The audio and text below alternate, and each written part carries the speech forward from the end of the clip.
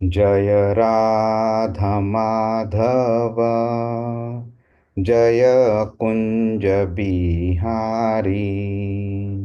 जय राधा माधव, जय कुंज बिहारी। जय गोपीजन वल्लभ गिरिवरधारी। जय गोपीजन वल्लभ गिरिवरधारी। यशोदानंदन व्रज जनरंजन, यशोदानंदन व्रज जनरंजन। यमुना तीर वनचारी, यमुना तीरा वनचारी। जय राधा माधव, जय कुंज बिहारी। हरे कृष्णा कृष्णा कृष्णा कृष्णा हरे हरे, हरे राम राम राम हरे हरे। हरे कृष्णा कृष्णा कृष्णा हरे हरे, हरे राम राम राम हरे हरे। जय राधा श्याम सुंदर, राधा श्याम सुंदर राधे। जय कृष्ण बलराम, कृष्ण बलराम, कृष्ण बलराम। जय कृष्ण बलराम, जय गौरान्निताय, गौरान्निताय, गौरान्निताय। जय गौरान्निताय, जय जय प्रभुपाद, प्रभुपाद, प्रभुपाद। जय श्रील प्रभुपाद।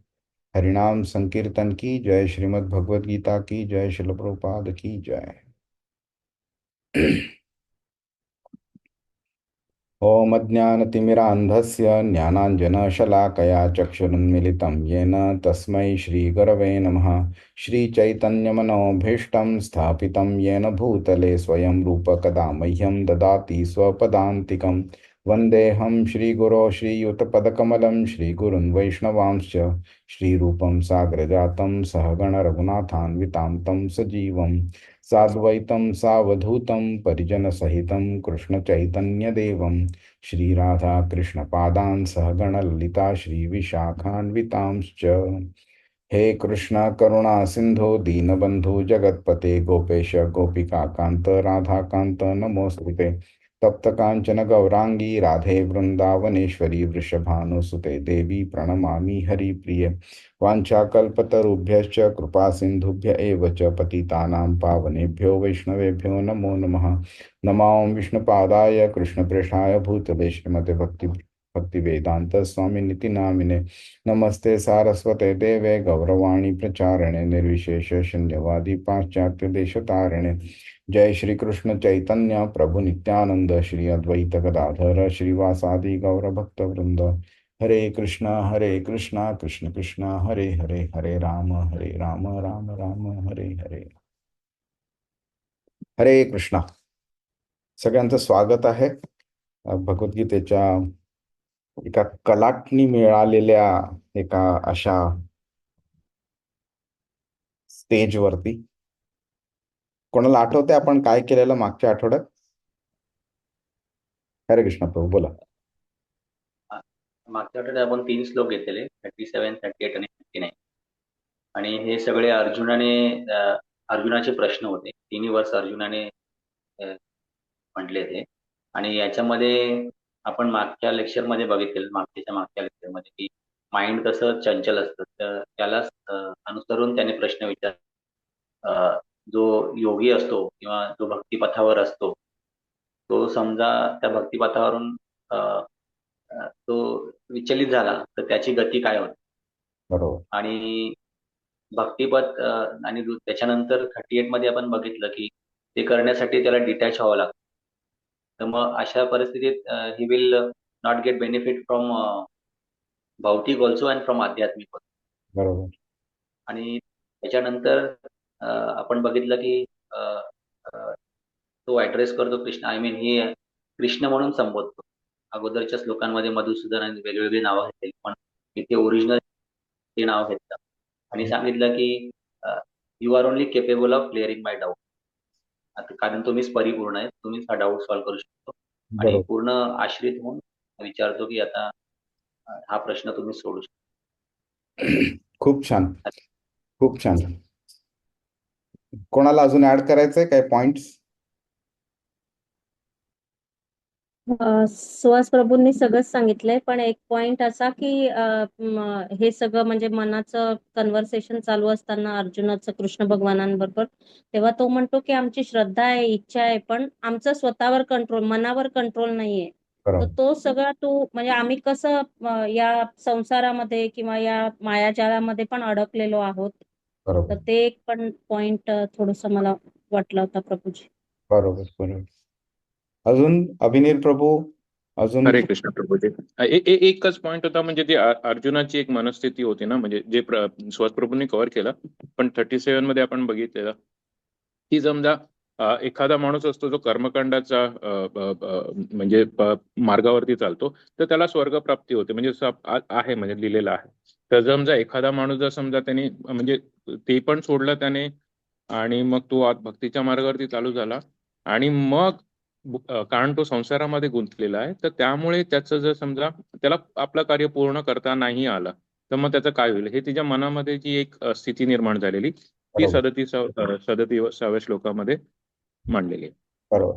हा खूप महत्वाचा पॉइंट आहे, कारण अ, अर्जुनाने कोणते दोन मार्ग एकमेकांबरोबर कम्पेअर केलेले आहेत ते असं स्पष्टपणे अजून कळत नाही इकडे. पण त्याच्याकरता आपल्याला थोडं त्यांची जी लाईफस्टाईल होती त्याची ते समजून घ्यायला गरज पडते, की पाप करण्याची त्यांची वृत्ती नव्हतीच. मग दुसरी वृत्ती कोणती आहे? जे रेग्युलर पुण्यकर्म करण्याची वृत्ती. मग त्या पुण्यकर्म करण्याच्या वृत्तीला त्यांनी अ, अ, अष्टांग योगाबरोबर त्यांनी कम्पेअर केलेलं. आणि मग ह्या दोघांमध्ये तो बोलत होता की कर्मकांड ज्याच्यामध्ये आपण पुण्य करतो आणि स्वर्गाची प्राप्ती किंवा पृथ्वीवरती आपल्याला काही असे भौतिक फायदे होतात, त्या मार्गाला त्यांनी अष्टांग योगाच्या मार्गाबरोबर कम्पेअर केलं आणि सांगितलंय की हे डिफिकल्ट आहे म्हणून. आणि मग मी हे जर सोडून दिलं अष्टांग योग करण्याकरता, तर मला कर्मकांडाचं कर्माचं पण फळ मिळणार नाही, भौतिक आनंद पण मिळणार नाही आणि आध्यात्मिक आनंद पण मिळणार नाही. हरे कृष्णा. कोणाला काही प्रश्न आहे या 3 श्लोकांवरती? ती आपली सद्य परिस्थिती म्हणजे आहे असं मी म्हणेल, ऍटलिस्ट माझी तरी मी म्हणेल की हो, हो. खरंच सगळ्या तशीच परिस्थिती आहे. आपल्या सगळ्यांची तीच आहे. आपण फक्त थोडा वेगळ्या वेगळ्या स्टेजवरती आहोत आपण, बस. आणि आता आज जे 3 श्लोक आपण बघणार आहोत, तुम्हाला ह्याबद्दल आपण बोललो असू त्यामुळे थोडी कल्पना असेल. पण हे जे प्रश्न आहेत अर्जुनाचे, त्याच्यामुळे भगवद्गीतेला एक वेगळी कलाटणी मिळते आणि ज्याच्यामुळे भगवानांना भक्ती योगाबद्दल बोलायला म्हणजे ऑपॉर्च्युनिटी मिळते. आणि मग आजचे हे श्लोक आहेत ते भक्ती योगाकडे आपल्याला घेऊन जातात. तर आता आपण बघूया भगवान काय म्हणाल ह्याच्याबद्दल. हं? पण जाण्याआधी मला एक सांगा, तुम्हाला काय वाटतं ह्याचं उत्तर काय असेल? म्हणजे हेच की संसार करण्यामध्ये पण तुम्ही भक्ती कशी संसार चालू असताना करू शकतात, हे कदाचित आपल्याला भगवान श्रीकृष्ण भगवान पटवून देतील असं वाटतंय मला. ओके. पण नाही, तो काय, तर प्रश्न काय होता की कर्मकांड सोडून, भौतिक आनंद सोडून मी अष्टांग योगाच्या मार्गावरती लागलो, तर मी आणि ते पूर्ण नाही केलं तर तर हा, तर त्या पुण्यकर्म वर्सेस निष्काम योग याच्यामधला पुन्हा तीव्र पद्धतीने की कसं आपण पुण्यकर्माला न फोकस करता निष्काम योगाकडे फोकस केलं पाहिजे असं मला वाटतं. ते पण एक असू शकते. अच्छा, हॅलो. आपण बघूया. भगवान काय म्हणतात ते. तर अध्याय 6 श्लोक 40. श्री भगवान उवाच पार्थ नैवेह नामुत्र विनाशस्तस्य विद्यते न हि कल्याणकृत् कश्चित् दुर्गतिं तात गच्छति. अनुवाद. हरे कृष्ण. श्री भगवान म्हणाले, हे पार्थ, शुभ कार्यामध्ये युक्त झालेल्या योगी व्यक्तीचा इहलोकात तसेच परलोकातही विनाश होत नाही. आणि हे मित्र, जो मनुष्य चांगले कार्य करतो तो दुष्प्रवृत्तींना प्रभावित सुद्धा करत नाही, प्रभावित होत नाही. हरे हरे कृष्ण. कृष्ण. आता आपण बघितलं 37, 38 आणि 39व्या श्लोकांमध्ये अर्जुनानी प्रश्न विचारला. आपण ते प्रश्न काय आहे तोही बघितला, की एक योगी जर अष्टांग कर्मकांड करत आहे, आता कर्मकांडाचा मार्ग सोडला त्यांनी आणि अष्टांग योगाच्या मार्गावरती लागला, तर त्यांनी भौतिक जीवनाचा त्याग केलेला आहे, आध्यात्मिक जीवन त्यांनी स्वीकारलं आहे.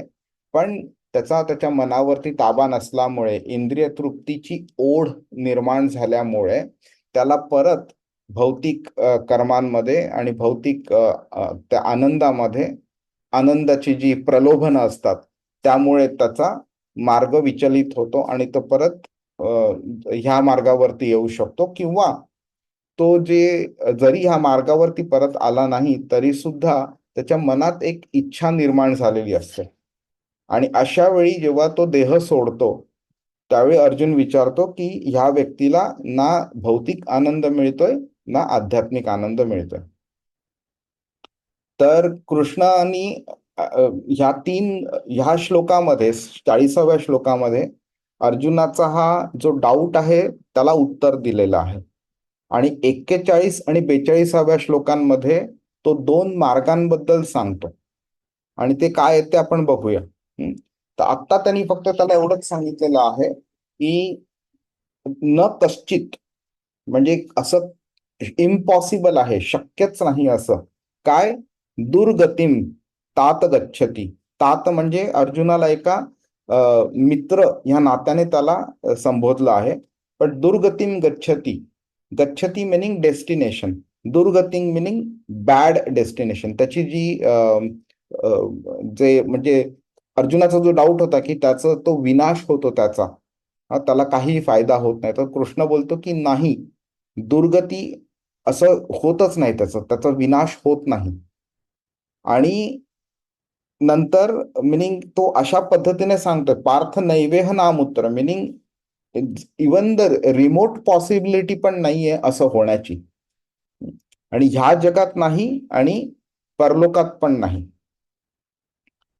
तर आता आपण एक एक जरा अजून डिटेलमध्ये जाऊन बघूया की जे भौतिक जे फळ असतं ते अपूर्ण असतं नेहमी सुद्धा.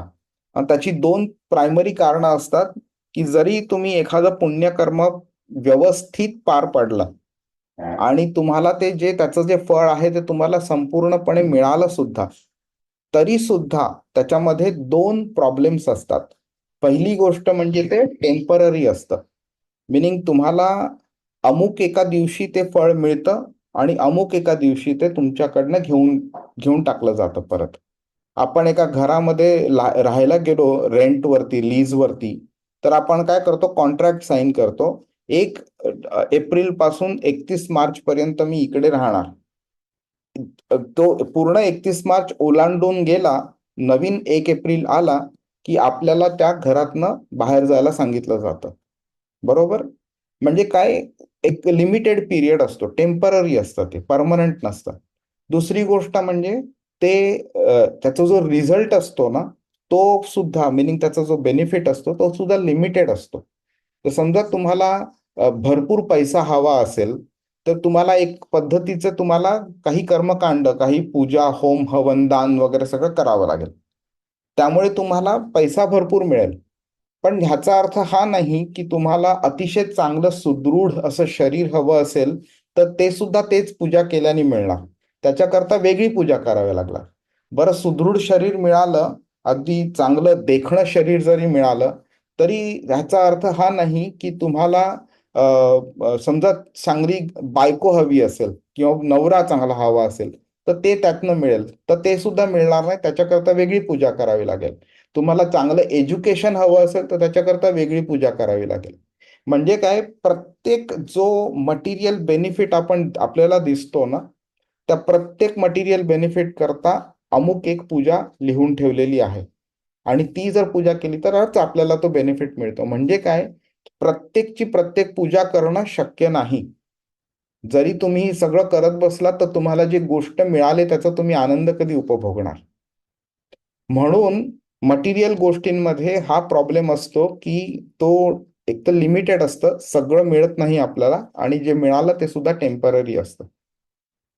त्यामुळे अर्जुनाला हे माहीत आहे की मटेरियलच्या मार्गावरती राहणं शक्य नाहीये. प्रत्येक व्यक्तीला कधी ना कधीतरी आध्यात्मिक मार्गावरती चालावंच लागणार.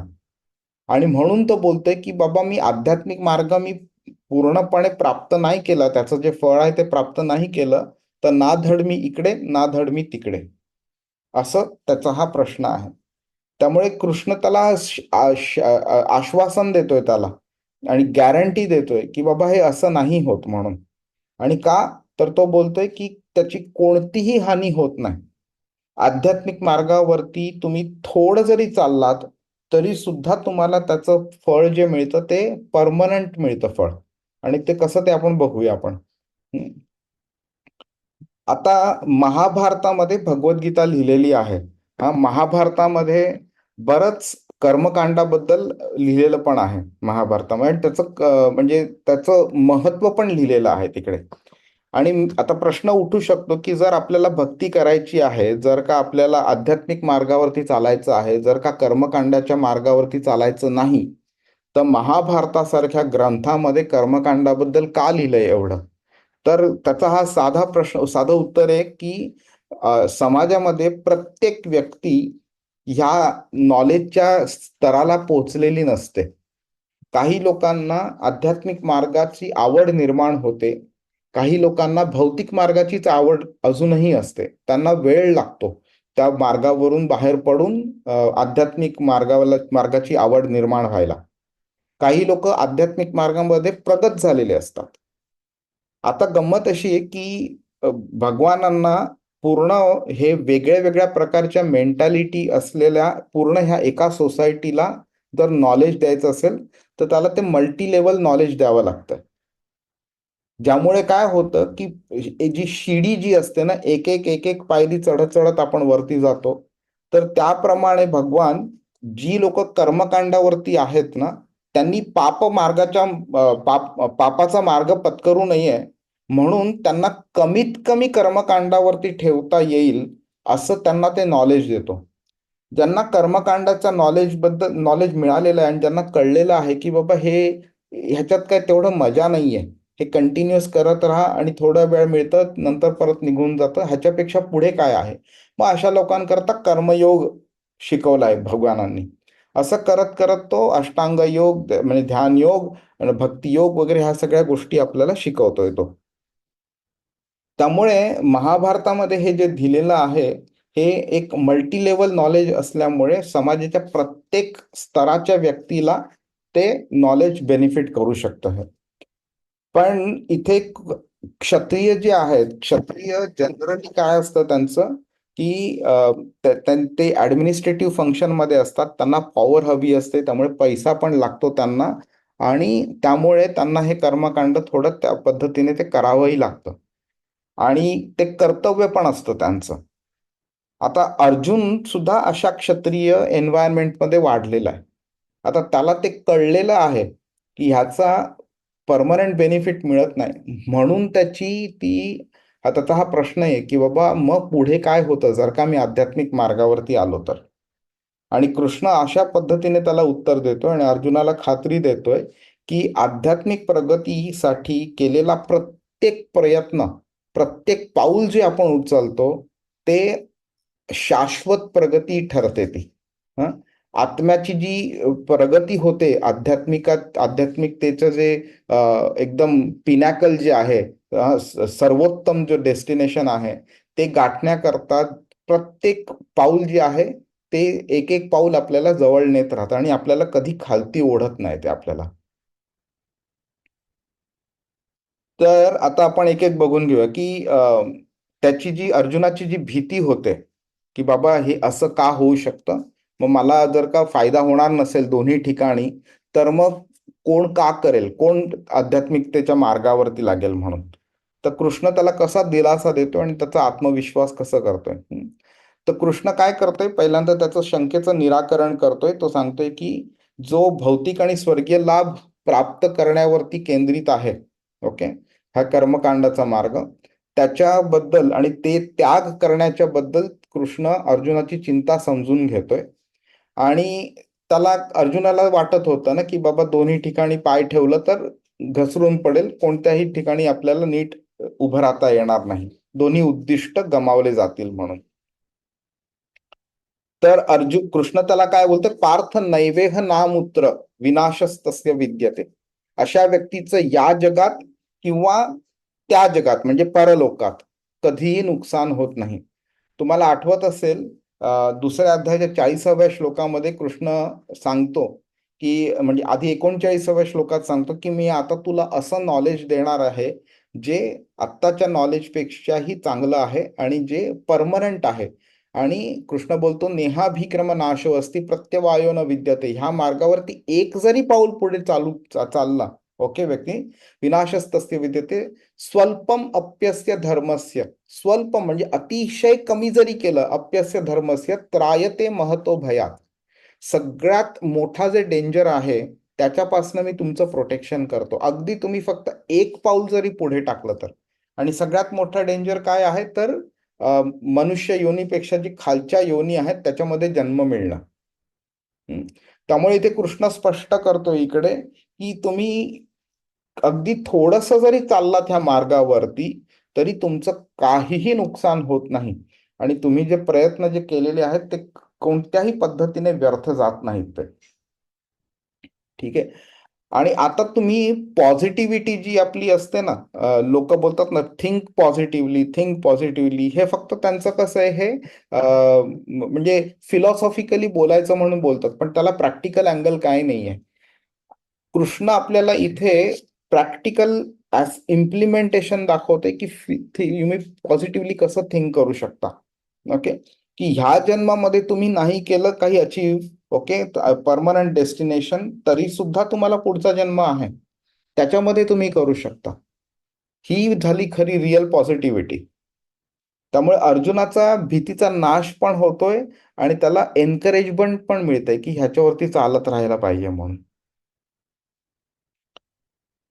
तर प्रवास महत्वाचा आहे, चालत राहणं महत्वाचं आहे.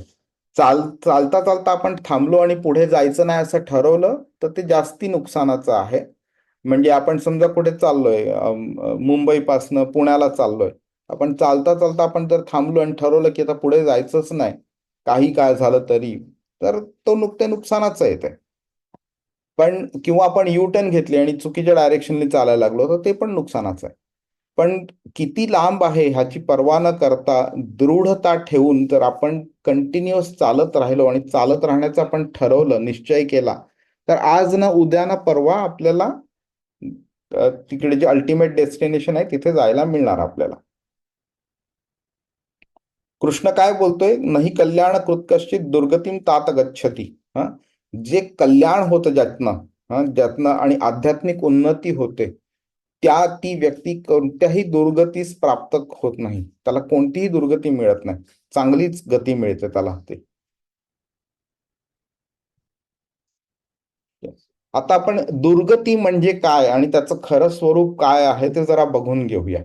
हे ह्या गोष्टी कशा त्या फंडामेंटल आहेत, ह्या समजणं आवश्यक आहे, तर आपल्याला हे वर्सेस नीट समजू शकतील आपल्याला. तर खरी दुर्गती काय असते तर जी व्यक्ती इंद्रिय तृप्ती करता अतिशय आसक्त झालेली असते आणि त्याच्याकरता ती तृप्ती मिळवण्याकरता त्यातनं जे सुख मिळतं ते सुख मिळवण्याकरता कोणतंही कार्य कितीही अनैतिक असलं तरी ते कार्य, अगदी धर्माच्या विरुद्ध असलं तरी सुद्धा ते कार्य करायला तो उत्तेजित असतो. ओके, ती खरी दुर्गती झाली. आणि जेव्हा एखाद्या व्यक्तीला अशा इच्छा निर्माण होतात, त्या इच्छांमध्ये तो अडकला जातो, अशी व्यक्ती काय होते की नंतर त्याचं जे आध्यात्मिक जे जीवन असतं ना, त्यातनं तो भरकटला जातो.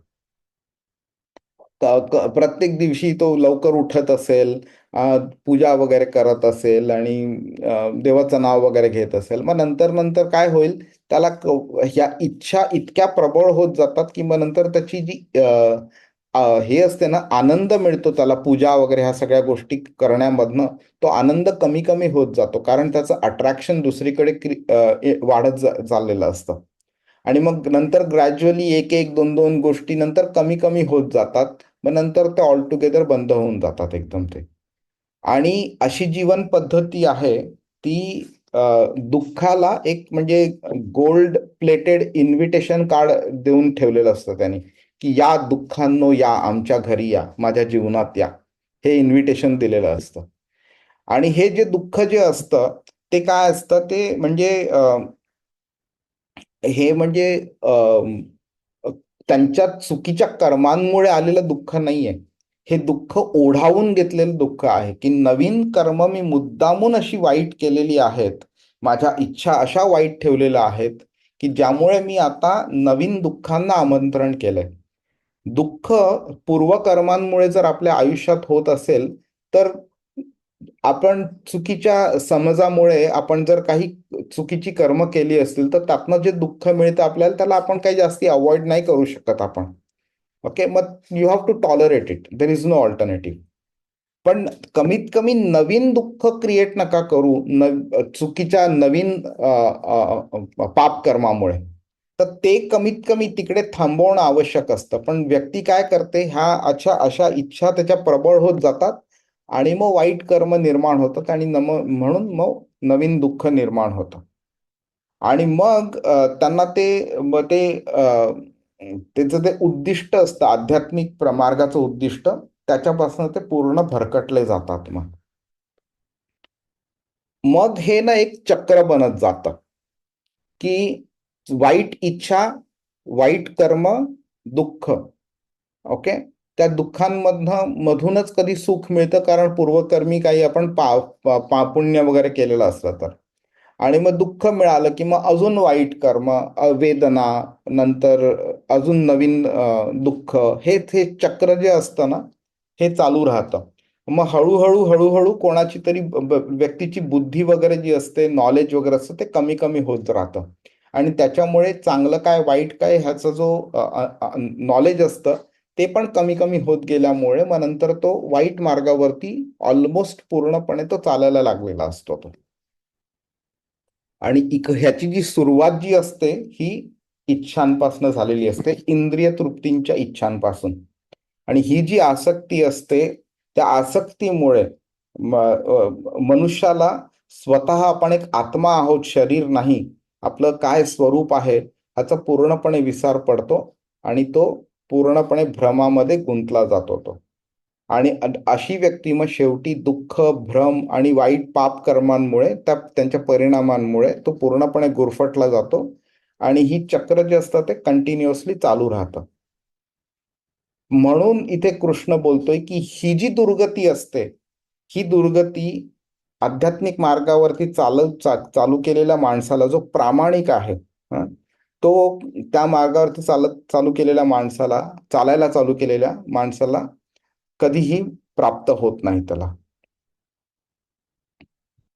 आपले जे आणि आपण बघूया पुढे सुद्धा, हे जे आपले प्रयत्न असतात आध्यात्मिक मार्गावरती चालत राहण्याचे, हा जो प्रवास असतो, त्या प्रवास म्हणजे एक मेडिसिन असतं अशा दुःखांपासून आपल्याला म्हणजे वाचवण्याचं.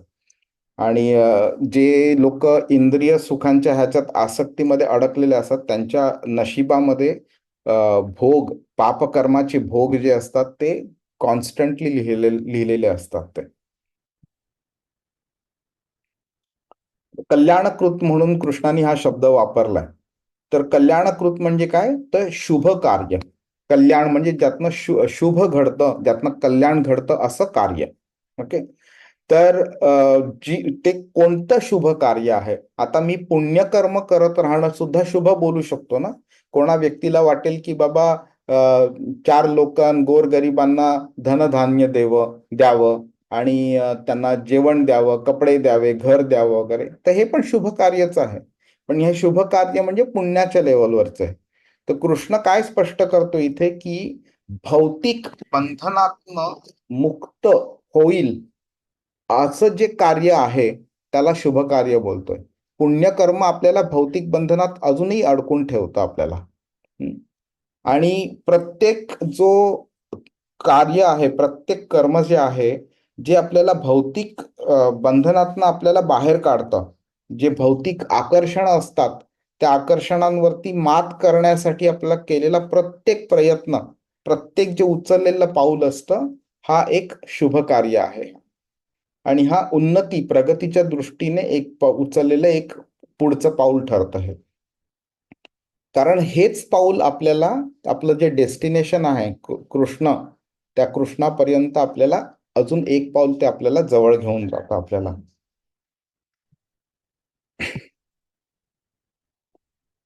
प्रत्येक हा प्रवास जो आहे हा खडतर असतो. म्हणजे असं तेवढं पॉसिबल नाहीये, सिम्पल नाहीये की आपण इथे 1 तासभर आठवड्यामध्ये आपण भेटणं, त्याबद्दल चर्चा करणं आणि सगळं आपण एकदम परफेक्ट बनू वगैरे.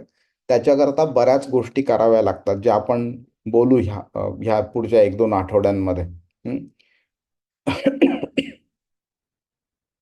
काय असतं की बरेच मार्ग पण आहेत. कर्मयोग आहे, ज्ञान योग आहे, ध्यान योग आहे, म्हणजे अष्टांग योग पण बोलू शकतो त्याला, आणि भक्ती योग पण आहे. कृष्ण काय बोलतोय इथे की डज नॉट मॅटर की तुम्ही कोणता मार्ग अवलंबता आहात. तुम्ही प्रत्येक मार्ग चांगला आहे, कारण प्रत्येक मार्ग हा शेवटी तुम्हाला कृष्णापर्यंतच घेऊन जातोय. ते मार्ग भलेही वेगळे वेगळे आहेत पण त्यांचं डेस्टिनेशन सेम आहे. प्रत्येक मार्गाला लागणारा वेळ डिफरंट आहे. प्रत्येक मार्गावरती येणारे डिफिकल्टीज डिफरंट आहेत. पण प्रत्येक मार्ग कृष्णापर्यंत घेऊन जातो आपल्याला. आणि हे कृष्ण आपल्याला 5व्या अध्यायाच्या 2ऱ्या श्लोकात त्यांनी सांगितलेलं, संन्यासः कर्मयोगश्च निःश्रेय सकरावुभौ. सकरावुभौ मिनिंग हे दोन्ही जे मार्ग आहेत, कर्मसन्यास योग आणि कर्मयोग, हे दोन्ही मार्ग चांगले आहेत. ओके, कारण दोन्ही मार्ग त्यांना आपल्याला कृष्णापर्यंत घेऊन जातात. पण त्याच्यामध्ये कृष्ण बोललेला तयस्तु कर्मसन्यासात कर्मयोगो विशिष्यते. मग कर्मसन्यासाबरोबर कम्पेअर केला तर कर्मयोग इज बेटर, हे कृष्णाने तिकडे सुद्धा स्पष्ट केलेलं आहे. दोघांमध्ये कृष्ण बोलतोय की निःश्रेय बोलतोय.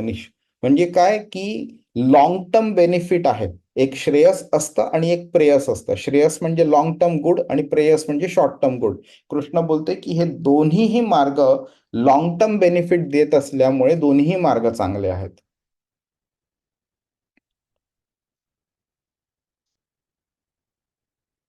ना आता असा व्यक्ती जो फायनल डेस्टिनेशन पर्यंत पोहोचू शकला नाही, तो आपला आध्यात्मिक प्रवास कसा सुरू ठेवतो.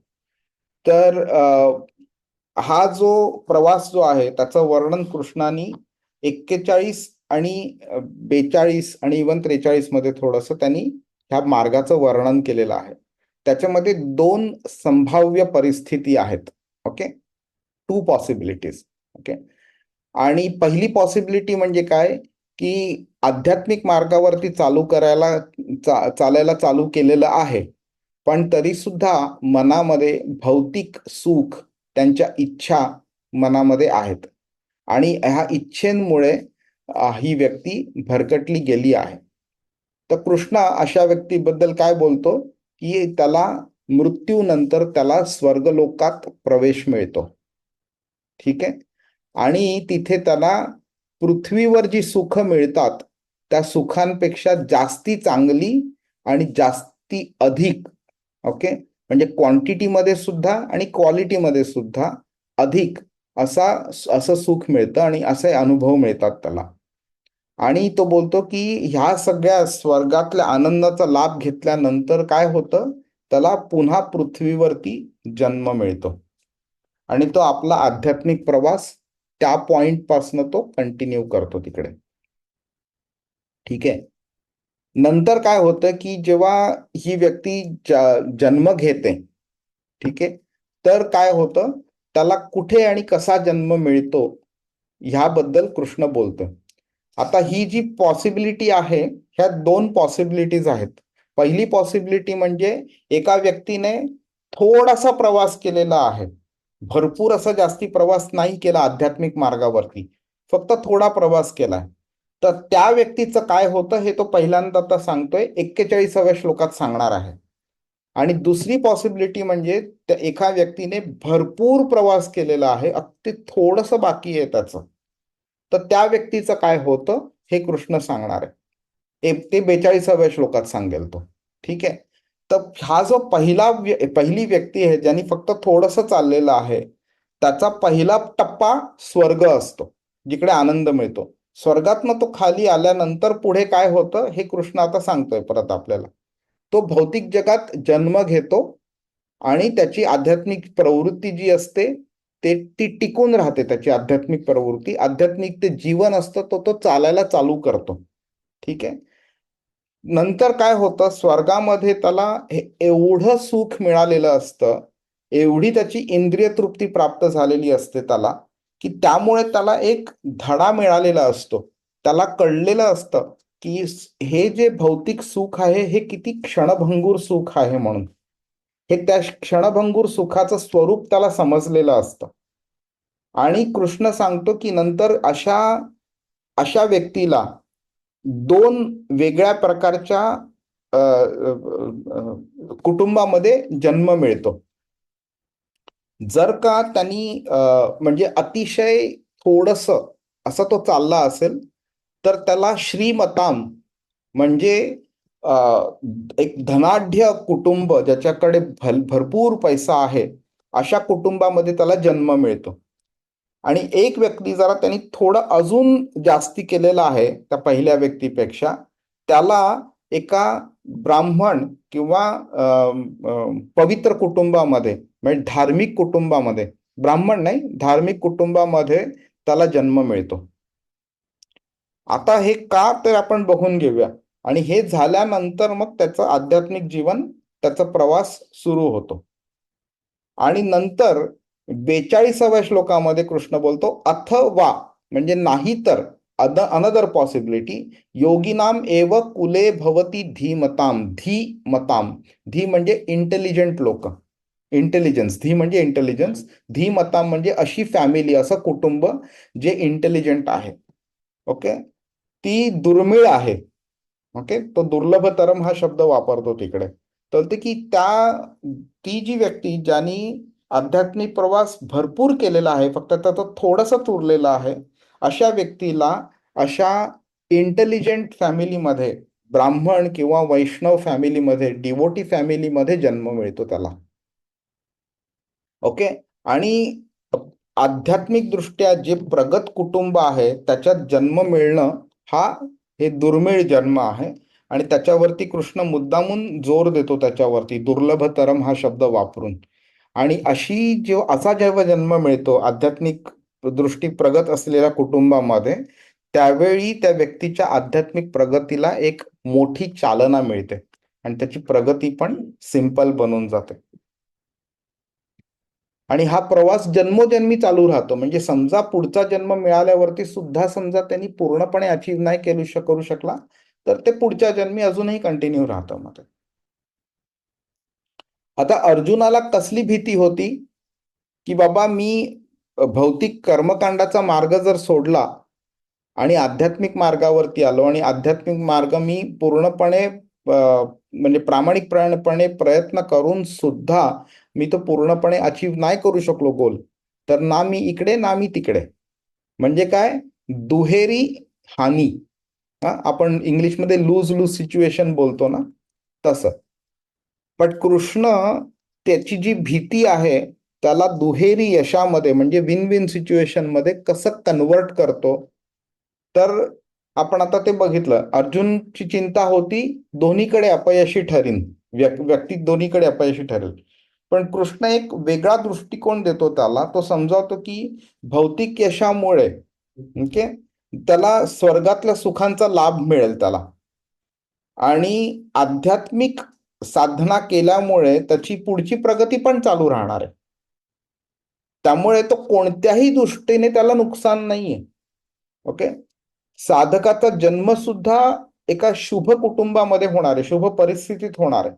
आध्यात्मिक नॉलेज असलेल्या समृद्ध कुटुंब जर का त्याला मिळालं तर त्याचा आध्यात्मिक प्रवास सुद्धा चांगला होणार आहे. त्यामुळे कृष्ण त्याला व्यवस्थित शिकवतोय, पटवून देतोय त्याला की जर का तुम्ही आध्यात्मिक मार्गावरती चालायला चालू केलं, जर का तुम्ही तुमचं ते गोल अचीव करण्याचा प्रामाणिक प्रयत्न केला, तुम्ही त्याला जेवढं पॉसिबल तेवढं तुम्ही समर्पण केलं, तर तुमचं कोणत्याही प्रकारे कधीही नुकसान होत नाही. आणि हे सांगताना कृष्ण अर्जुनाकरता तात हा शब्द वापरतो, ज्याच्यामुळे अर्जुनावरती असलेलं कृष्णाचं प्रेम जे आहे ते पण, आपुलकी जी आहे ती पण दिसून येते. तात म्हणजे काय, तर एक मित्र, एक जवळीक असलेला एक नातं, भाव जो असतो ना, त्याच्यामध्ये अधिकार पण आहे आणि भरपूर प्रेम पण आहे. कधी कधी आपण लहान व्यक्तीला पण तात बोलू शकतो किंवा मोठ्या व्यक्तीला पण तात बोलू शकतो आपण. तर लहान व्यक्ती मोठ्या व्यक्तीला जेव्हा तात बोलते त्यावेळी प्रेम पण असतं, अधिकार पण असतो. एक मुलगा आईला मला जेवण दे जेव्हा सांगतो, तर it is actually if you see तो एक ऑर्डर झाली ती. आई वयाने मोठी आहे, तिला ऑर्डर देणं बरोबर आहे का? पण हा मुलाचा अधिकार आहे आईवरती. आणि आई जेव्हा मुलाला सांगते अशी गोष्ट कर, तशी करू नको, तर हा पण आईचा मुलावरती असलेला अधिकार आहे. आणि ते नातं इतकं प्रेमाचं आहे की तिकडे ती ऑर्डर म्हणून समजली जात नाही, ते एक प्रेमाची ती एक रिक्वेस्ट म्हणून समजली जाते. मग म्हणून इथे कृष्ण एका मोठ्या भावाचं, वडीलधाऱ्या व्यक्तीचं रोल घेऊन कृष्णाला, अर्जुनाला प्रेमाने समजवते आणि जिव्हाळ्याचं जे नातं आहे त्याचं ते डिस्प्ले करतोय तो. आणि त्या ह्याच्यातनं तो बोलतोय की बाबा मित्रा, दुर्गतीम तात गच्छती, तू याची अजिबात काळजी करू नको. या मार्गावरती चालायला चालू केल्यावरती तू अजिबात चिंता करू नकोस. कोणत्याही व्यक्तीचं कसलंही नुकसान होत नाही. अजिबात निराश होऊ नको, घाबरू नकोस. तू पूर्णपणे माझ्यावर विश्वास ठेव, कॉन्फिडन्स ठेव. मी तुझ्या बरोबर आहे आणि तुझ्या म्हणजे प्रत्येक भक्ताच्या रक्षणाकरता आणि मार्गदर्शनाकरता मी तत्पर असेन म्हणून. श्रीमद भागवतम मध्ये ह्याचं अतिशय डिटेलमध्ये उत्तर दिलेलं आहे की बाबा हे प्रॅक्टिकली कसं घडतं आणि भौतिक मार्गावरती चालल्यावरती काय नुकसान होतं. तर त्यक्त्वा स्वधर्मम चरणांबुजम हरेर भजन अपक्वथो पते ततो यती यत्र क वा भद्रम उदमुष्य किम को वार्थ आपतो भजताम स्वधर्मतः. जो सर्व भौतिक आकांक्षांचा त्याग करतो आणि परमपुरुष भगवंतांना पूर्णपणे शरण जातो, त्याची कोणत्याही प्रकारे हानी होत नाही किंवा विनाशही होत नाही. उलट पक्षी अभक्त पूर्णपणे आपल्या स्वधर्माचे आचरण करीत असला तरीही त्याला काहीच लाभ होणार नाही. ह्याचा अर्थ काय, तर तुम्ही अतिशय प्रामाणिकपणे कोणालाही न फसवता तुम्ही भौतिक गोष्टी तुम्ही कंटिन्युअसली करत राहिलात तरी तुम्हाला त्याचा कसलाही फायदा होणार नाही. आणि जर का तुम्ही भौतिक आकांक्षांचा त्याग केला आणि भगवंतांना शरण गेलात तुम्ही, आणि तुम्हाला भगवंत नाही मिळाले ह्या जन्मी, तरी सुद्धा तुम्हाला कसलंही नुकसान नाहीये, तुम्हाला फायदाच फायदा आहे. कारण ह्या जन्मी नाही तर पुढच्या जन्मी तर भगवंतांचे चरण आपल्याला मिळतीलच मिळतील. तर जी दोन प्रकारची कार्य भौतिक लाभाकरता जी सांगितलेली आहेत ती त्याचा कृष्ण बोलतोय की ह्या सगळ्याचा तुम्ही त्याग करा तुम्ही, कारण आध्यात्मिक प्रगती करत राहा तुम्ही. हरे कृष्ण.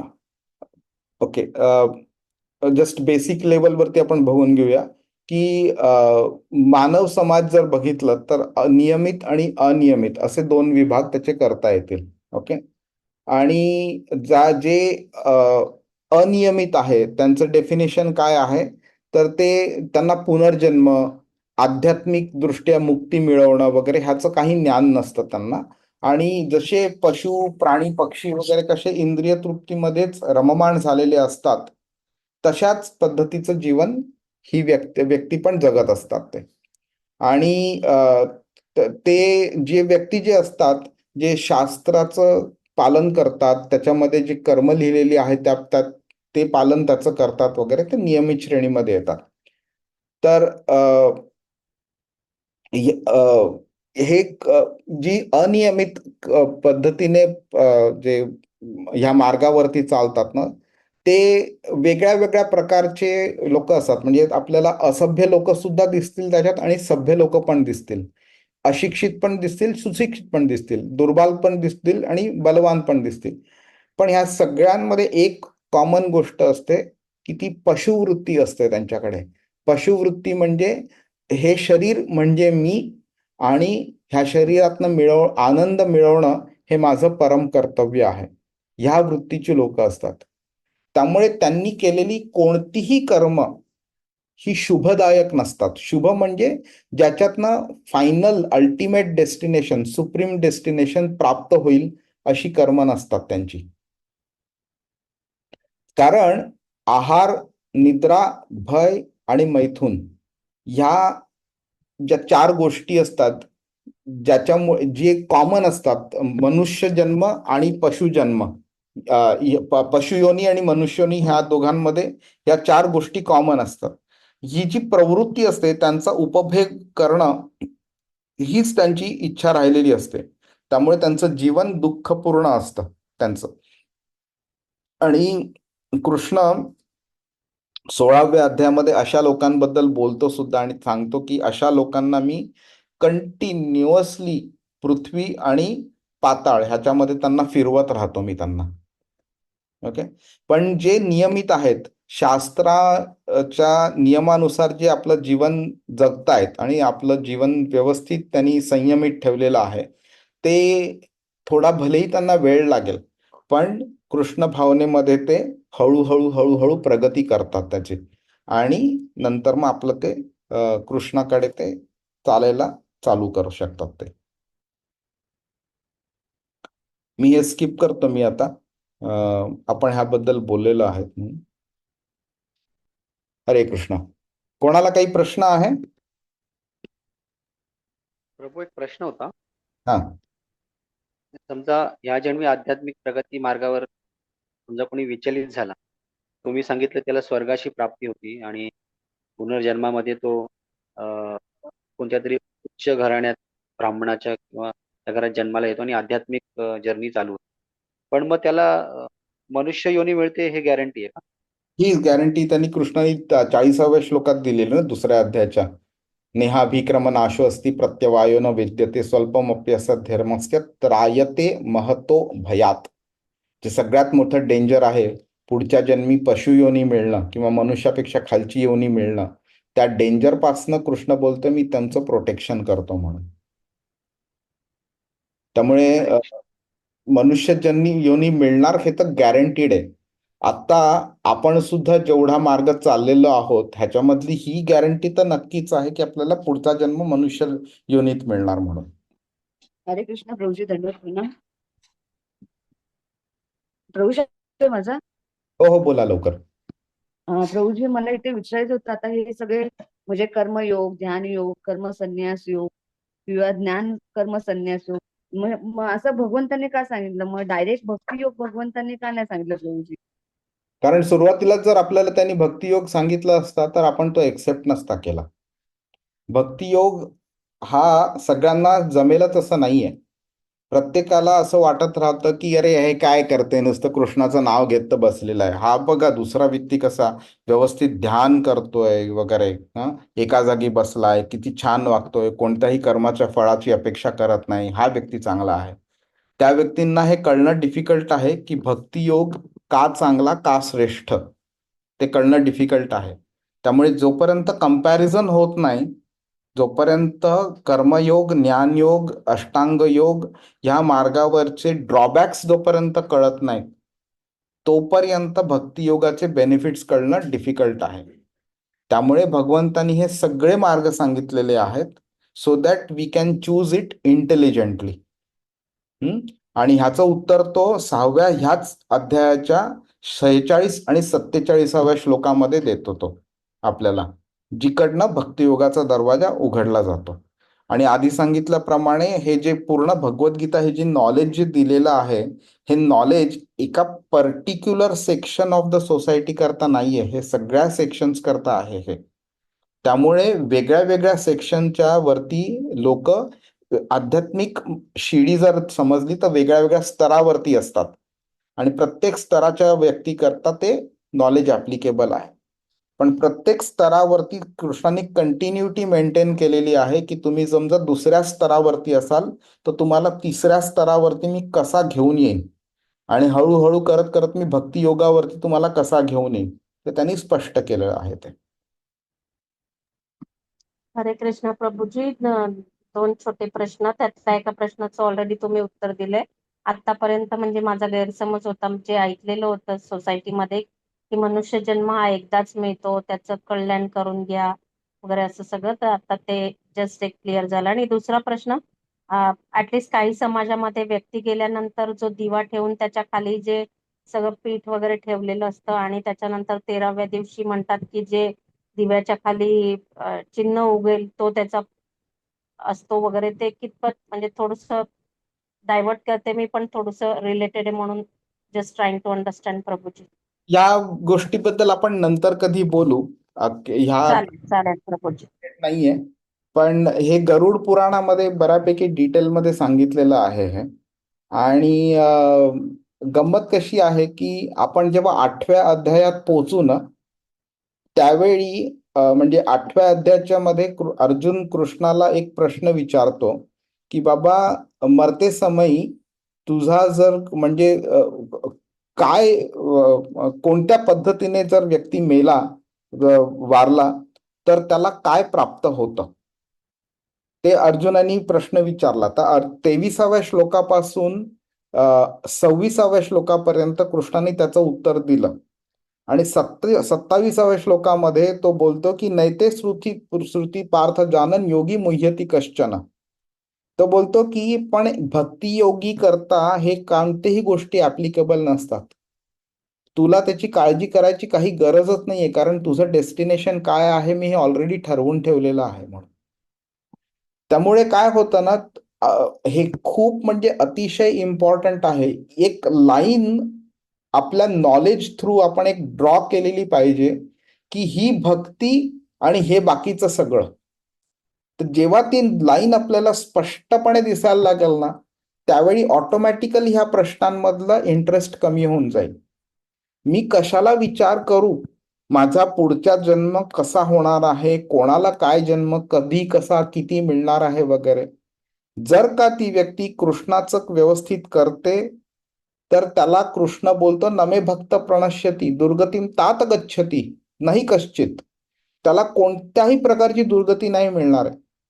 मग पुढे म्हणजे जेव्हा त्यांनी आपल्या जीवनाचा कंट्रोल आपल्या हातामध्ये स्वतःच्या हातामध्ये घेतलेला आहे तर absolutely there is no need to worry about anything.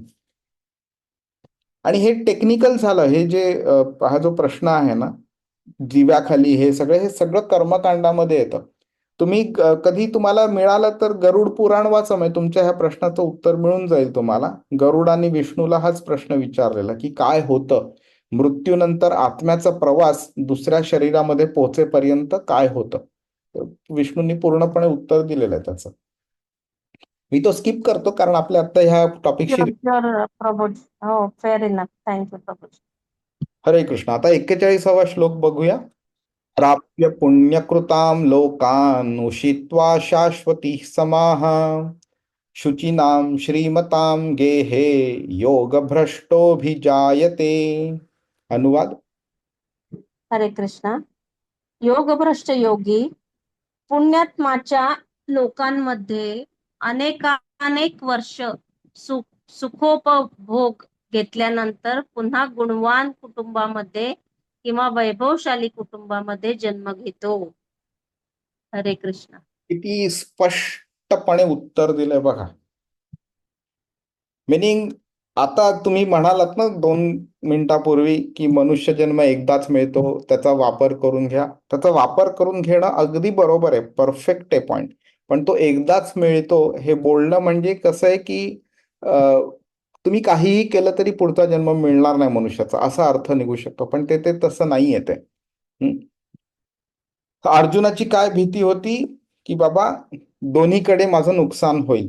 तर 41 पासून 45 श्लोकापर्यंत कृष्ण हे सगळं सांगतोय त्याला, काय गंतव्य असेल, डेस्टिनेशन काय असेल वगैरे त्याचं वर्णन करतोय.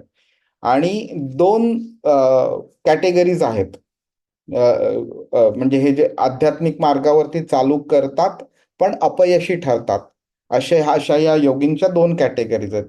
ज्यांनी अल्प, खूप कमी असं प्रगती केलेली आहे आणि ज्यांनी दीर्घकाळ अध्यात्माची मार्गावरती चाललेले आहेत आणि चांगली प्रगती केलेली आहे. तर आता ह्या श्लोकामध्ये कृष्ण जो खूप कमी प्रगती केलेली आहे अशा व्यक्तीबद्दल सांगतोय तो. ओके, तर त्याला फळ काय मिळतंय? तो प्राप्य पुण्यकृताम लोकान म्हणजे प्लॅनेट्स, अशा प्लॅनेट्स वरती. कोणत्या प्लॅनेट्स? पुण्यकृताम. पुण्यकृताम म्हणजे पुण्य करणारी जी व्यक्ती असते त्या व्यक्तींच्या प्लॅनेट्स वरती प्राप्य म्हणजे त्याला जन्म मिळतो तिकडे. उषित्वा शाश्वती समाहा म्हणजे त्याला भरपूर काळाकरता तिथे राहायला मिळतं त्याला. शाश्वती समा, त्याबद्दल आपण बघून घ्या. नंतर शुचिनाम श्रीमताम गेहे. गेहे म्हणजे घरी. ओके, अशा कुटुंबामध्ये, अशा घरी. कोणत्या घरी? इदर शुचिनाम किंवा श्रीमताम. शुचिनाम म्हणजे जे लोक धार्मिक आहेत आणि श्रीमताम म्हणजे जे लोकांकडे पैसा भरपूर आहे. ओके, अशा त्या घरी त्याला जन्म मिळतो. कोणाला जन्म मिळतो? तर योग भ्रष्टो अभिजायते. जो योगाच्या मार्गावरती चालायला चालू करून सुद्धा भ्रष्ट मार्गावरती तो पडलेला आहे. अभिजायते म्हणजे त्याला जन्म मिळतो त्याला. आता आपण बघून घेऊया की बाबा साहजिकने एक प्रश्न येऊ शकतो की जर का कोणी थोडंसं केलेलं आहे अशा व्यक्तीला अतिशय धनाढ्य कुटुंबामध्ये मिळतं, आणि थोडं ज्यांनी जास्ती केलेलं आहे त्याला एका ब्राह्मण कुटुंबामध्ये किंवा वैष्णव कुटुंबामध्ये जन्म मिळतो.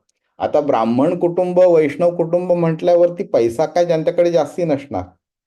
तर अशी व्यक्ती ज्यांनी भरपूर आध्यात्मिक प्रगती केली आहे त्याला एका नॉट सो गरीब पण म्हणजे जास्ती श्रीमंत पण नाही, मीडियम काइंड ऑफ अशा व्यक्तीच्या घरामध्ये त्याला जन्म मिळतो. आणि ज्यांनी खूप कमी केले त्याला धनाढ्य घरी जन्म मिळतो. मग असं का? ही थोडी अशी कॉन्ट्राडिक्शन नाही वाटत का? तर आपण उत्तर बघूया त्याचं. तर इकडे काय होतंय, कृष्ण काय करतोय त्याला, ज्यांनी जो भरकटलाय मार्गावरनं, तो का भरकटला? तर त्याला इंद्रिय तृप्तीची ओढ निर्माण झाली.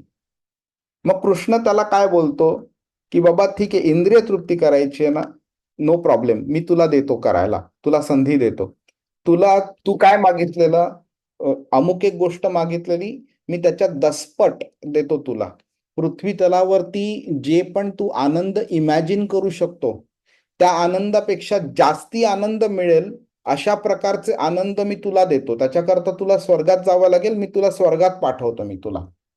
ठीक आहे, तुला किती 100 वर्षाचं आयुष्य आहे तुझं पृथ्वी तलावरती, तेवढं तुला उपभोगायची इच्छा होती, मी तुला 10,000 वर्ष देतो तुला. तुझा स्वर्गामध्ये जास्ती लॉंग लाईफ जग, तिकडे जास्ती क्वांटिटीमध्ये तुला आनंद मिळेल आणि जास्ती चांगल्या क्वालिटीचा आनंद मिळेल तुला. म्हणजे तो बोलतोय की इंद्रिय तृप्ती ह्या कारणामुळे तू भरकटलास तर नो प्रॉब्लेम, मी तुला अक्षरशः तू पूर्णपणे इंद्रिय तृप्तीमध्ये बुडून जाशील असं आयुष्य देतो मी तुला. आणि नंतर तुला त्याच्यावरती मी परत अजून असा चांगला जन्म देतो जिकडनं तू ह्या मार्गावरती परत चालायला चालू करशील. आता तुम्ही कृष्णाची दया आणि कृपा किती आहे ते बघू शकता तुम्ही.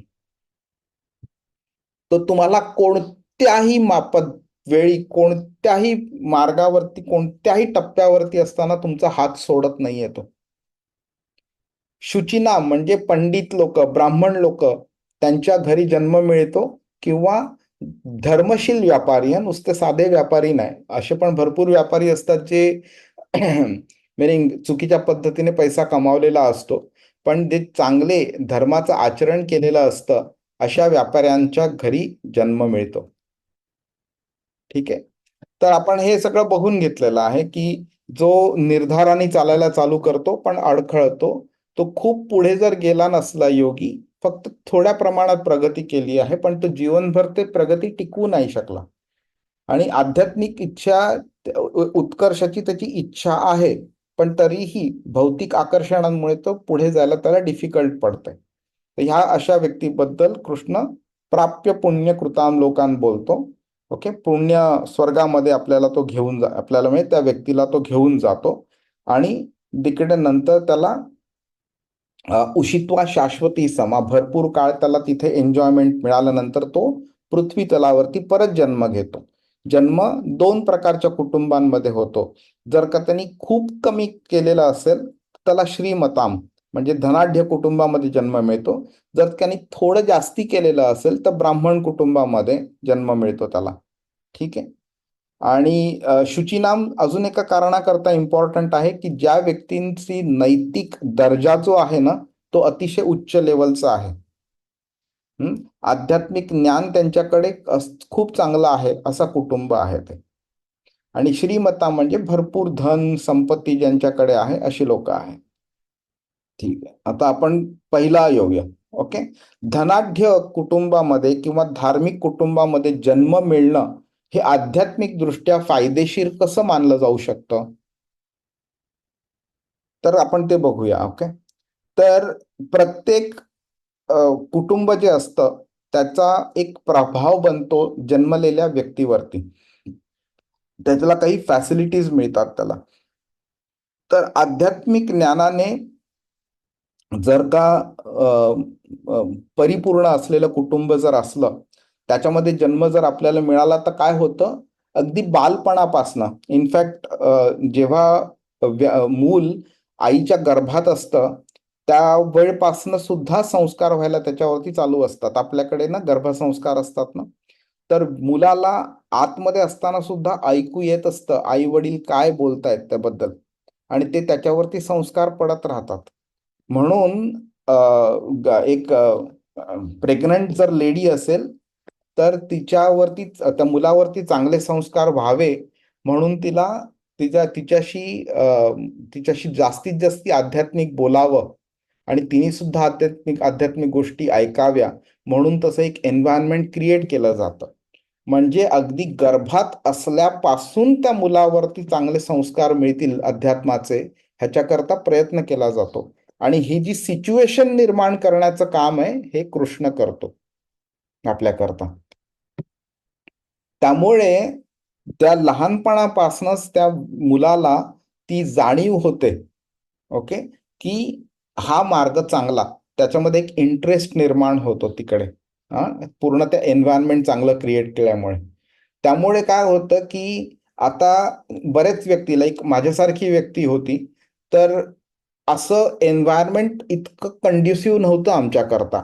आम्ही कर्मकांड करत राहायचो आम्ही, पण भक्ती करण्याच्या करता असं कंड्युसिव्ह असं नव्हतं एन्व्हायरमेंट. तरी तर आमच्यासारख्या व्यक्तींकरता ह्या मार्गावरती चालण्याकरता आम्हाला बरंचसं असं एक रेझिस्टन्स होता. तो रेझिस्टन्स ब्रेक करण्याकरता बरेच आमचे एफर्ट्स लागले, आणि एक वेळ सुद्धा वाया गेला त्याच्यामध्ये. त्यानंतर ते मार्ग नंतर तो सोपा पडत गेला तो. व्हेराज अशा मुलाला काय होतं की जन्मापासूनच असं एन्व्हायरमेंट मिळाल्यामुळे त्याला हा रेझिस्टन्स कधी मिळतच नाही त्याला. त्यामुळे असं कुटुंब ज्याची आध्यात्मिक प्रवृत्ती असते त्याला त्याच्यातनं तो एवढा एनकरेजमेंट मिळतं की त्याचं चालणं जे आहे या मार्गावरती हे सोपं बनतं.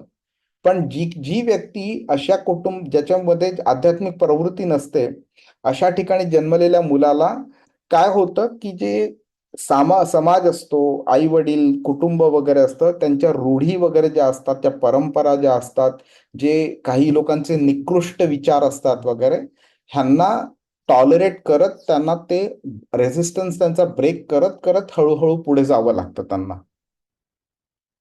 आणि जर का असा जन्म मिळाला तर मग हे जे भौतिक सुख असतं त्याचा पाठपुरावा करत भरपूर वर्ष घालवलेली असतात.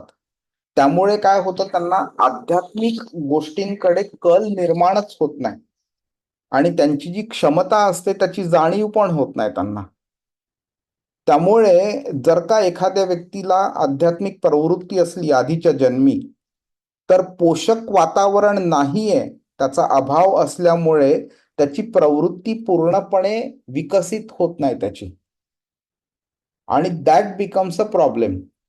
तर तो प्रॉब्लेम होऊ नये म्हणून कृष्ण काय बोलतोय की मी तुला अशी प्रतिकूल परिस्थिती देणारच नाही तुला, कारण नाहीतर तुझा मग एवढा तू प्रगती केलेली आधीच्या मार्गावरती, आध्यात्मिक मार्गावरती चालणार, ती प्रगती मग खुंटली जाईल तुझी. त्यामुळे कृष्ण अशा जन्म देतोय आपल्याला की बाबा कमीत कमी तू त्या पॉइंट पासून स्टार्ट कर जिकडे तू आधी पोहोचलेलास, आणि त्या पॉइंट पासून स्टार्ट करून अजून पुढे जाण्याकरता काय काय तुला गोष्टींची गरज लागणार आहे त्याची सगळी मी तुला अरेंजमेंट आत्ताच करून देतोय मी तुला. नंतर काय होतं, आर्थिक गोष्ट. आता हे धार्मिक कुटुंब झालं, आता धनाढ्य कुटुंबाचं आपण बघूया आपण. तर कधी कधी आर्थिक मर्यादा सुद्धा येतात लोकांवरती, की बाबा खूप इंटरेस्ट आहे धार्मिक प्रगती करण्याचा, आध्यात्मिक प्रगती करण्याचा, पण इतकं जीवन इतकं डिफिकल्ट आहे, पैसा अजिबात नाहीये, 2 वेळचं जेवण सुद्धा व्यवस्थित मिळत नाहीये, आणि मग नंतर माझा बराच वेळ, बरेच श्रम, माझे पैसा मी कसा कमवावा ह्याच्यावरती माझा विचार गेलेला असतो, आणि तिकडे वेळ वेस्ट झाल्यामुळे कृष्णाकडे जाण्याकरता, चालण्याकरता वेळ कमी पडतो. म्हणून कृष्ण काय बोलतोय की जी ही बेसिक गोष्टी आहेत, रोटी कपडा मकान, त्या गोष्टींकरता तुला एफर्ट्स लागू नये, तुझा वेळ त्याच्यात वेस्ट होऊ नये, म्हणून तुला काय करतोय मी, अशा कुटुंबामध्ये जन्म देतोय जिकडे ह्या गोष्टींची तुझी काळजी ऑलरेडी केलेली आहे आणि तुझ्याकरता अरेंजमेंट केलेली आहे. आणि मग नंतर अध्यात्माकरता तुला समर्पण करणं सिंपल पडेल तुला, नाहीतर ह्या चिंतांमुळे तुला आध्यात्मिक समर्पण करणं डिफिकल्ट होऊन जाईल.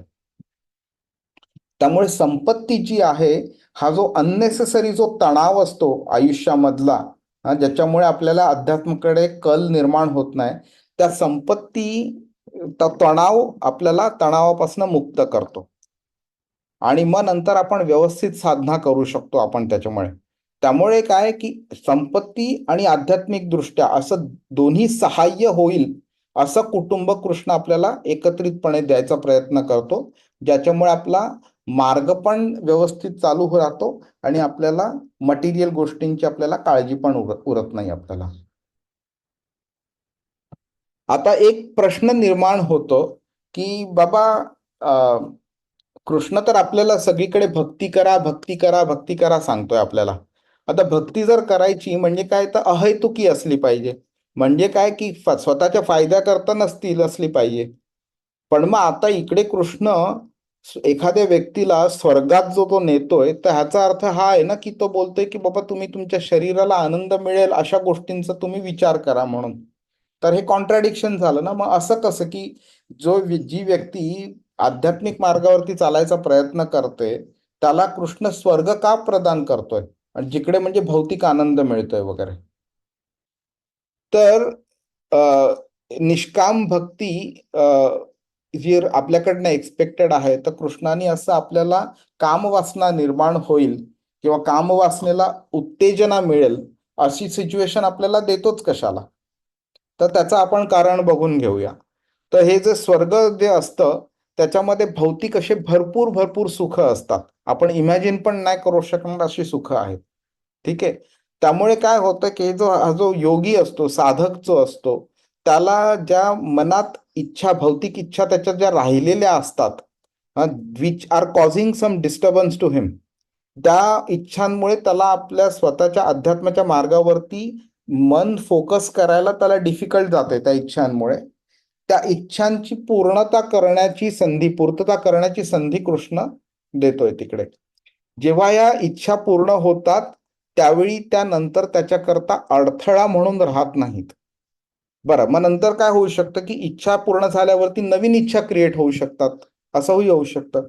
पण मग इकडे कृष्ण काय करतो की तो आपल्याला ही समज पण देतोय की बाबा तू ज्या इच्छांच्या मागे धावतोय त्या क्षणभंगूर आहेत, आणि नंतर ते काय बोलतो ना की एक सॅटिस्फॅक्शन पण मिळतं आणि एक डेस्परेशन पण मिळतं, एक फ्रस्ट्रेशन पण मिळतं की बाबा मला मिळाला आनंद, पण नंतर मला जाणवलं की ह्या आनंदामध्ये काही मजा नाहीये म्हणून. त्यामुळे आता असं मी नाही परत करणार, ठीक आहे झालं, जेवढं झालं तेवढं झालं. असं अशा स्टेजला आल्यानंतर मग कृष्ण त्याला पृथ्वीवरती जन्म देतो. त्याला ज्या जन्मामध्ये तो अशी व्यवस्थित एकाग्रता, स्थिरता अशा मेंटेन करून आध्यात्मिक प्रवास त्याचा कंटिन्यू करू शकतो. सुखाची मर्यादा कळणं भरपूर आवश्यक आहे, तरच आपण सुख टाळू शकतो आपण. नाहीतर काय होईल की सुख टाळणं हे फिलॉसॉफिकल, थेअरेटिकल राहील आपल्याकरता, आणि कधी ना कधीतरी ती नवीन इच्छा म्हणून ती बाहेर उफाळून येईल आणि मग आपल्याला आध्यात्मिक मार्गांवरनं बाहेर ढकलून टाकू शकतो आपल्याला. तर ही जी मदत असते ना कृष्ण जी करत असतो, ही जनरली आपल्याला ती जाणवत नसते, कृष्णाचा हात त्या मदती मागे. आणि ती त्यामुळे काय असतं, आपल्याला वाटतं अरे मी किती लकी, मला अंबानीच्या घरी जन्म मिळाला, मला अमुक एका व्यक्तीच्या घरी जन्म मिळाला ज्याच्याकडे करोडो करोड रुपयांची संपत्ती आहे म्हणून वगैरे.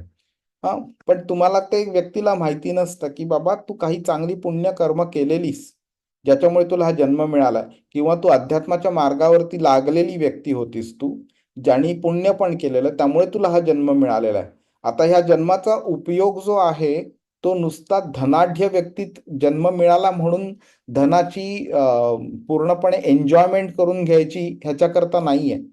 त्या धनाढ्य व्यक्ती बरोबर तुला धार्मिक व्यक्तीच्या कुटुंबामध्ये जन्म मिळालाय हे सुद्धा जाणवलं पाहिजे आणि त्याचा उपयोग करून घेतला पाहिजे. त्यामुळे सगळी सिच्युएशन कृष्ण अरेंज करून देतो, पण चालण्याचं काम शेवटी आपलंच असतं त्याच्यामध्ये.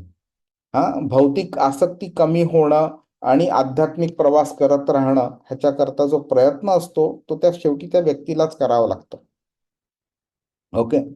आणि असं व्यक्ती जेव्हा खाली पडतो त्यावेळी त्याची शुद्धी पण झालेली असते, आणि त्या शुद्धीमधनं प्रोबॅबिलिटी की तो कृष्णाच्या मार्गावरती चालेल ही प्रोबॅबिलिटी वाढते. आणि कृष्ण त्याला मध्ये मध्ये हळूहळू टेस्ट करत राहणारच की बाबा तू चालतोय ना व्यवस्थित, म्हणून तू सोडणारच नाही ना मला. मग मध्ये मध्ये अशी प्रलोभनं पण देणार, आणि ते प्रलोभनं तो इंटेलिजंटली तो बाजूला ठेवू शकला पाहिजे. हे जे आहे ना कृष्णाचं, आपल्याला हे समजलं पाहिजे की कल्याणकृत जेव्हा तो बोललाय की त्याचं जे कल्याण करण्याचं जे काम आहे ते सुद्धा कृष्णच करतोय, आणि कृष्ण सदा तत्पर आहे त्याच्याकरता. ओके. जरी मार्गावरनं भटकला तरी कृष्ण हात सोडणार नाही, त्याला परत मार्गावरती घेऊन येणार, त्याला योग्य दिशेला घेऊन येणार त्याला, आणि त्याच्याकरता वाटेल ते करावं लागेल ते कृष्ण करेल, पण मार्गावरती घेऊन येईल तो आपल्याला. आता जेव्हा ह्याचे हा मार्ग असतो ह्याच्यावरती बरेच असे व्यत्यय पण येतात, आणि कृष्ण काय करतोय, कृष्ण हे व्यत्यय आल्यावरती ढकलून नाही देत. तुम्ही कोणी प्राणी किंवा पशु पक्षी वगैरे बघितलेले असतील ना की बराच वेळा पक्षी बरीच अंडी घालतात, आणि अंडी घातल्यावरती त्यातनं छोटे छोटे पक्षी असतात ते बाहेर येतात त्यातनं, आणि त्याच्यामध्ये जी मादी पक्षी असते ज्यांनी जन्म दिलेला असतो ती प्रत्येकाची परीक्षा बघते की बाबा हा पक्षी फ्लाय करू शकेल ना, इंडिपेंडेंटली राहू शकेल ना. जेव्हा त्याला जाणवतं की एखादा पक्षी नाही करू शकणार तर ती त्याला सरळ घरट्यातनं धक्का मारून टाकून देते बाहेर ती. मग नंतर कोणी येऊन त्याला खाऊन वगैरे जाईल वगैरे जे काय असेल तिला त्याचा फरक नाही पडत. ती फक्त त्यांनाच वाढवते, त्यांनाच मेंटेन करते जे स्वतःच इंडिपेंडेंटली करू शकतात. इकडे कृष्ण आपल्याला डिफरन्स जाणवून देतो आपल्याला की तुम्ही कसेही असलात तरी मी तुमचा हात सोडणार नाही, मी तुमचा. ओके. आणि जेव्हा सुद्धा असे हे व्यत्यय येतात आपल्यामध्ये, की कधी कधी आपण काय म्हणतो त्याला, की समाधान मिळत नाही म्हणून अजून अजून करायचा प्रयत्न करतो.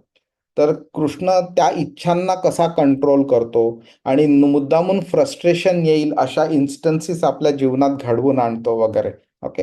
त्यामुळे कितीही व्यक्ती भौतिक इच्छांचा त्याग करो न करो, इच्छा ठेवो त्याग करण्याचा किंवा इच्छाही न ठेवो, साधनेमध्ये कितीही दृढ असो किंवा कितीही कमी दृढ असो वगैरे, कृष्ण आपला हात सोडत नाही.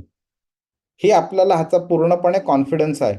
आणि कृष्ण जशी आई लहान मुलाला कशी चालायला मदत करते, ओके, पहिल्यांदा थोडा हात धरते, बोट धरते त्याचं वगैरे, त्याला उठायला मदत करते, नंतर मध्ये मध्ये हात सोडते, जमतंय की नाही त्याला चालायला वगैरे, हे कसं बघत असते. तसं कृष्ण कंटिन्युअसली आपल्याला जेवढी गरज आहे तेवढी मदत करत राहत होतो. आणि ही ही का मदत करतोय? कारण त्याला कळतंय की आपण प्रयत्न करण्याचा प्रामाणिकपणा आहे आपल्याकडे, पण जमत नाही आपल्याला. त्यामुळे तो मदत करतो आपल्याला.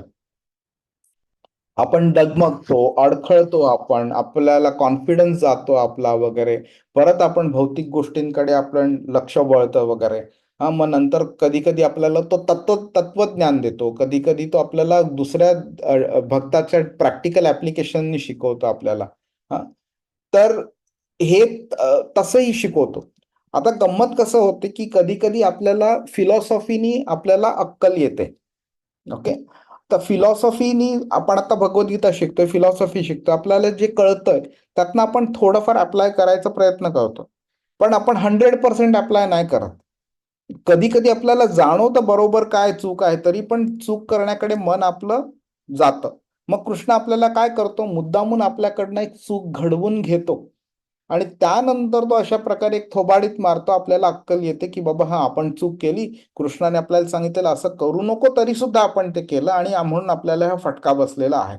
तर आपण आता हे पुढच्या वेळी नाही करायचं.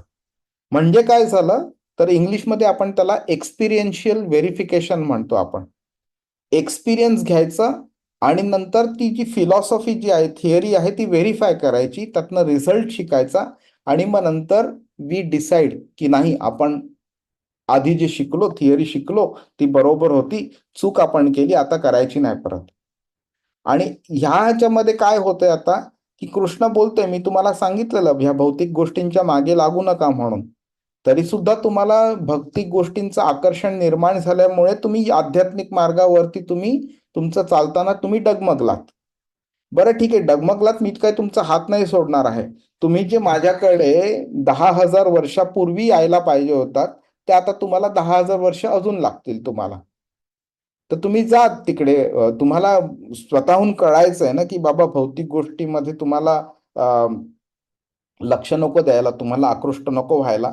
तर तुम्ही जा, तुम्ही स्वर्गामध्ये तुम्ही एक्सपिरियन्स घ्या तिकडे, की बाबा ह्या एक क्षणभंगूर सुख का आहे म्हणून. हे पूर्णपणे तुम्हाला सॅटिस्फाय करू शकणार नाही, ह्याचा एक्सपिरियन्स घ्या आणि मग नंतर तुम्ही परत ही जर्नी कंटिन्यू करा आणि या माझ्याकडे तुम्हाला. तर कृष्ण काय बोलतोय इकडे, की हे जे एक्सपिरियन्स आहे, ज्यातनं आपल्याला सत्य कळू शकतं, ते सत्य जाणवून देण्याचा तो आपल्याला मुद्दामून एक्सपिरियन्स घडवून आणतोय. आपली इच्छाची पूर्तता करतोय तो, म्हणून स्वर्गात नेतोय.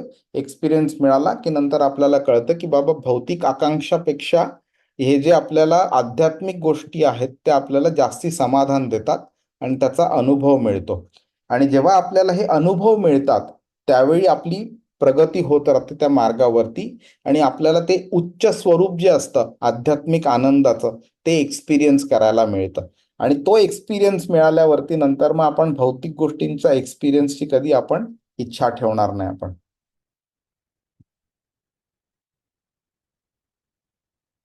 आता दीर्घकाळ का राहायला देतो तो शाश्वती समा. शाश्वती समा म्हणजे काय, दीर्घकाळ, खूप वेळ, खूप मोठी वेळ. तर कृष्ण बोलतोय की जी व्यक्ती स्थिर राहू शकत नाही आणि त्यांना स्वर्गातल्या आनंदाची पण इंटेन्शन असतं, तिथे त्यांना स्वर्गामध्ये भरपूर आनंद मिळतो आणि भरपूर वेळ आनंद मिळतो. ओके. तर काय असतं इकडे, की आपल्याला पृथ्वी तलावरती किती तरुण, जे आपलं तारुण्य जे असतं ते 20, 30, 40 व 50 वर्ष राहू शकतं आपलं जास्तीत जास्ती. तारुण्यामध्ये आपण जेवढे आनंद मिळवू शकतो ते पण लिमिटेड असतात. काय प्रकारचे आनंद आणि किती वेळ तो आनंद मिळणार आहे. तर म्हणून काय कृष्ण बोलतोय की फक्त तुम्हाला 20-40 वर्षाचा जर आनंद मिळाला तर there is a good chance की तुम्हाला परत तो आनंद हवासा वाटेल. त्यापेक्षा मी तुम्हाला एवढा आनंद देतो की तुम्हाला परत त्या आनंद प्राप्त करण्याची, भौतिक आनंद प्राप्त करण्याची इच्छाच निर्माण नाही होणार. आणि तुम्ही मागताय, समजा एखाद्या मुलांनी एखाद्या एक समजा एक रस्त्यावरती एक भिकारी बसलेला आहे आणि त्याच्याकडे शिळी चपाती, शिळी भाजी असेल. त्याला समजा आपण 5 स्टार हॉटेलमध्ये घेऊन गेलो आणि अनलिमिटेड बुफे त्याला दिला आपण खायला, तर काय होईल की त्याचं एक्सपेक्टेशन काय होतं आणि ऍक्च्युली त्याला काय मिळालं, राईट? तर कृष्ण आपल्याला तसं करतो की बाबा तू ही थातूरमातूर गोष्टींमध्ये तुला आनंद मिळवायचा प्रयत्न करत होता, मी तुला बघ काय देतोय म्हणून. मी तुला स्वर्गामध्ये एवढा आनंद देईन आणि इतका वेळ तुला आनंद देईन मी की बाबा तुला मग नंतर त्या आनंदाची इच्छा कधी निर्माणच होणार नाही. त्यामुळे आपले जे लिमिटेशन्स असतात ना, हे इम्पॉर्टंट आहे जाणून घेणं की बाबा मला 20-30 वर्षाचं माझं तारुण्य आहे. त्या 20-30 वर्षामध्ये माझी इच्छा असली तरी सुद्धा, फॅसिलिटी असली तरी सुद्धा मी जास्ती वेळ आनंद नाही घेऊ शकणार मी. आपण एक छोटंसं एक्झाम्पल घेऊ. बऱ्याच लोकांना परपुरुषाचं किंवा परस्त्रीचं आकर्षण असतं. तर त्या आकर्षणामध्ये त्यांना सूदबूद काही राहत नाही, बरं वाईट त्यांना काही कळत नसतं. आणि त्या आकर्षणामुळे त्यांना ते इतकं हवंसं वाटतं की त्याकरता ते काहीही करायला तयार असतात. पण गंमत कशी असते की अज्युम करा की 15 वर्षाचं वय झाल्यावरती तारुण्य येऊ शकतं आणि समजा 50, 55, 60 वर्षापर्यंत तो आनंद उपभोगू शकतो शरीराचा. तर एखाद्या व्यक्तीला 30, 40, 50 वर्षामध्ये परस्त्री किंवा परपुरुषाचं किती आनंद उपभोगणार दुसऱ्याच्या शरीराचं? 30, 40, 50 वर्ष. कृष्ण बोलतोय मी तुम्हाला 10-10 हजार वर्ष देतो, तुम्हाला करून घ्या. म्हणजे अक्षरशः म्हणजे तुमच्या मनाची इच्छा 1% सुद्धा राहणार नाही, एवढी इच्छा तुम्ही पूर्ण करून घ्या. तुम्हाला कंटाळा येईल त्या गोष्टीचा, इथपर्यंत तुम्ही त्याचा आनंद घ्या, तेवढा मी तुम्हाला देतो. म्हणजे तुमच्या ज्या पृथ्वी तलावरती शरीर जे आहे, त्या शरीराच्या ज्या मर्यादा आहेत, त्या मर्यादांच्या अपेक्षाही मी तुम्हाला भरपूर आनंद देतो मी स्वर्गामध्ये. आणि नंतर मग तुम्हाला कळेल की ते क्षणभंगूर आहे म्हणून. तर काही लोकांना भलेही तारुण्य असतं पण पैसा नसतो. काही लोकांकडे तारुण्य आणि पैसा असतो पण शरीर इतकं थकलेलं असतं, इतक्या वेदना असतात, इतकं त्यांना दुःख असतात मेडिकली की त्यांना त्यातनं आनंद मिळू शकत नाही. तर कृष्ण बोलतो मी असलं कोणतंही लिमिटेशन तुमच्या शरीरावरती अप्लाय नाही करणार ज्याच्यामुळे तुम्हाला आनंद मिळणार नाही, इंद्रिय तृप्ती मिळणार नाही. आणि तुम्हाला भरपूर कालावधी पण देईल, म्हणजे क्वांटिटी आणि क्वालिटी सगळ्या ह्याच्यामध्ये.